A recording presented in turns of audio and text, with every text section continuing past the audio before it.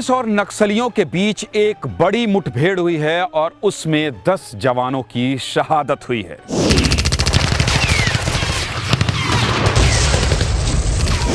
कांग्रेस के काफिले में नक्सलियों ने हमला कर दिया है और इसमें 25 से ज्यादा कांग्रेसियों की जान चली गई है। छत्तीसगढ़ के सुकमा जिले के कलेक्टर एलेक्स पॉल मेनन का अपहरण कर लिया है माओवादियों ने। ऐसी तमाम बड़ी खबरों को आप तक पहुंचाने वाले बस्तर के पत्रकार इन दिनों खतरे में हैं। नमस्कार, मैं हूं ज्ञानेंद्र तिवारी और आप देख रहे हैं अनकट। मैंने ऐसा क्यों कहा कि ऐसी तमाम बड़ी खबरों को आप तक पहुंचाने वाले आज खतरे में हैं। दरअसल माओवादियों ने प्रेस नोट जारी कर पत्रकारों का नाम लिखकर उन्हें धमकाया है। उनके ऊपर प्रशासन के साथ चलने का आरोप लगाया है और जनता की जन अदालत में उन्हें सजा देने की बात कही है। बस्तर के पत्रकारों की बात होगी। आज बात पत्रकारों की नहीं होगी, बस्तर के पत्रकारों की होगी। और मैं बार बार जोर देकर जो कह रहा हूं ना कि बस्तर के पत्रकारों की होगी, तो यकीन मानिए मैं ऐसा क्यों कह रहा हूं, उसके पीछे एक बहुत बड़ा कारण है। मैं जम्मू कश्मीर में भी गया हूं, मैं उरी के बॉर्डर में भी गया हूं और मैंने वहां से भी रिपोर्ट की है। मैं लेह लद्दाख भी गया हूं और मैं ऐसी जगहों पर भी गया हूं जहां पत्रकारिता चुनौतीपूर्ण होती है। लेकिन मैं पिछले 10 सालों से छत्तीसगढ़ के बस्तर को भी कवर कर रहा हूं। मैं बहुत जिम्मेदारी से आपके सामने इस बात को बता रहा हूं कि जो बस्तर का इलाका है वो पत्रकारों के लिए सबसे ज़्यादा खतरनाक है, क्योंकि आपको ये पता नहीं होता है कि आप जिस सड़क पर चल रहे हैं उसमें किस जगह कहां पर आईईडी लगी है।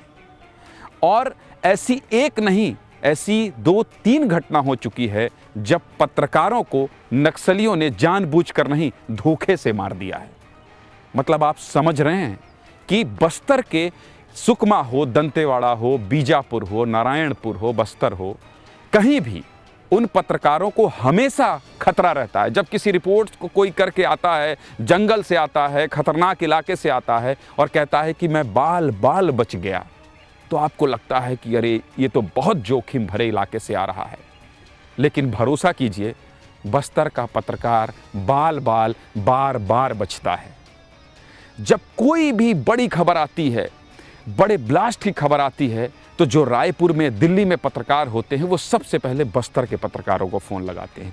10 सेकंड के विजुअल के लिए, हाँ 10 सेकंड के विजुअल के लिए बस्तर का पत्रकार पैदल, बाइक से 50-50 किलोमीटर दूर जाता है। और वहाँ से जब वो विजुअल लेकर आता है तो सारे लोग एक्सक्लूसिव बैंड के साथ चलाते हैं और कहते हैं कि सबसे पहले हमने खबर दिखाई।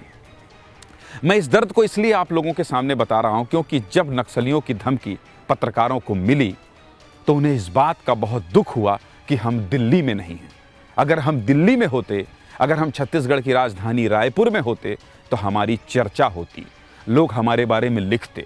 लेकिन आज उन पत्रकारों के साथ जो बीत रही है, क्योंकि देखिए गणेश मिश्रा का मैं जिक्र कर रहा हूं। गणेश मिश्रा 18 साल से सक्रिय पत्रकारिता में है और वो एक ऐसे पत्रकार हैं जो आज भी बीजापुर में किराए के मकान में रहते हैं। माओवादियों के दक्षिण सब जोनल ब्यूरो द्वारा एक प्रेस नोट जारी किया गया, जिस पर मुझ पर यह आरोप लगाया गया है कि मैं शासन प्रशासन के साथ कदम से कदम मिलाकर चलता हूं और कारपोरेट घराने और उद्योगपतियों को फायदा पहुंचाने की कोशिश कर रहा हूं। मैं इस आरोप से इसलिए बहुत ज़्यादा आहत हूं। पिछले 18 सालों की पत्रकारिता में मैंने ग्रामीण क्षेत्र में सिर्फ लोगों को न्याय दिलाने के लिए काम किया है और जिस प्रकार के आरोप लगा रहे हैं, अगर मैं उद्योगपतियों का सहयोग करता, उनकी मदद करता या कारपोरेट घराने के साथ चलता, तो आज पिछले 18 सालों से मैं 18-20 साल हो गए हैं, मैं किराए के मकान में रहकर अपने परिवार का पालन पोषण कर रहा हूँ। अगर ये आरोप सही होते तो आज मेरा खुद का मकान होता। जिस प्रकार से माओवादियों ने आरोप मुझ पर लगाया है, मैं इससे काफ़ी आहत हूँ। मानसिक रूप से मैं बहुत परेशान हूँ और मेरा परिवार भी डरा हुआ है। ग्रामीणों के लिए लड़ते लड़ते मेरी पत्रकारिता की आधी जीवन गुजर गई है और इस कार्य के बाद लोगों के सहयोग करने के बावजूद अगर मेरे ऊपर ये आरोप लगते हैं तो बेहद चिंताजनक बात है।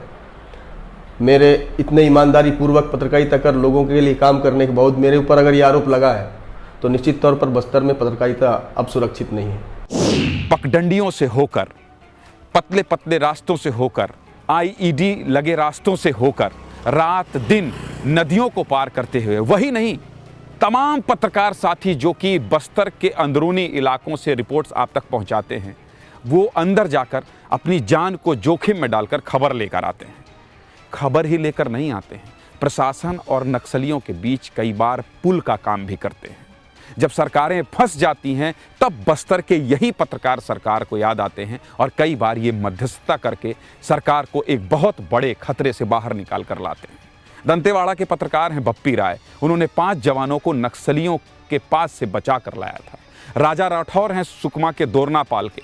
वो एक अंग्रेज पर्यटन के दृष्टिकोण से आए थे, वो फंस गए थे नक्सलियों के चुंगल्स में, वहाँ से उनको बचा के लाए थे। ऐसे कई पत्रकार हैं। नरेश मिश्रा हैं, वरिष्ठ पत्रकार हैं। ऐसे कई पत्रकार हैं। एलेक्स पॉल मेनन का अपहरण हुआ था, आपको याद होगा, सुकमा कलेक्टर रहते हुए। तब पत्रकारों ने एक बड़ी भूमिका निभाई थी। जो मध्यस्थता करने वाले लोग थे वो भी इन्हीं पत्रकारों की बाइक में बैठकर अंदर गए थे। तो ये पत्रकार केवल बस्तर के पत्रकार नहीं होते हैं, ये मददगार बन जाते हैं। ये सब कुछ छोड़कर आपके सामने आ जाते हैं और कहते हैं हम हैं आपके साथ। जब कोई दिल्ली से पत्रकार आता है, जब हम जाते हैं बस्तर, तो इन्हीं पत्रकारों की मदद लेते हैं। और जब ये हमारी मदद करते हैं तो फिर हम जिला मुख्यालय से 50 किलोमीटर 100 किलोमीटर बाइक और पैदल पहुंच पाते हैं। आज उन पत्रकारों को धमकी मिली है। हालांकि इस पूरे मसले का संज्ञान छत्तीसगढ़ के डीजीपी डीएम अवस्थी ने लिया है।